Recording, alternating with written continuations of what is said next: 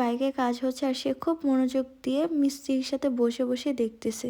যতই হোক তার শখের জিনিস, সে তো দেখবেই। আর এই তো এই ভাইয়াটা আমাকে বলেছিল, আপু আমার ভিডিও অবশ্যই আপনি আপলোড করবেন। ভাইয়া যদি তুমি এই ভিডিওটা দেখে থাকো অবশ্যই কমেন্ট করবা, তোমার ভিডিও আপলোড করে দিলাম। দুপুরবেলা তো চলে আসলাম বাইকের গ্লাস পেপার সবকিছু লাগানোর পর। এখন বিকালবেলা এই যে এখানে 31st নাইটে পিকনিক করেছিলাম, ওইগুলো এখনো খোলা হয় নাই, তাই ফারাবি এখন ওইগুলো খুলতেছে।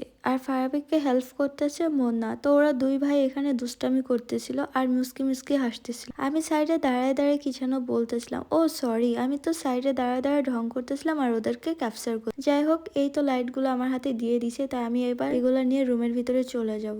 না না, এখন গেলে কি হয়, আর একটু পরে যাব। যাই হোক, এই তো আমি এখানে বলতেছিলাম এগুলো ছিল আমার 31st নাইটের পিকনিকের লাইট। তো লাইট গুলা কেমন হয়েছে অবশ্যই বলবা। রুমে তো লাইট রেখে চলে আসছি, তারপরে কি করলাম জানো, এইখানে আমার ভাইকে বলতেছিলাম এই এখন আমি আরো অনেকগুলা ভিডিও করব, তুই কিন্তু করে দিবি বুঝছি। যাই হোক, আমি এখন ভিডিও করি। থ্যাংকস ফর ওয়াচিং, টাটা, দেখাবে একটু।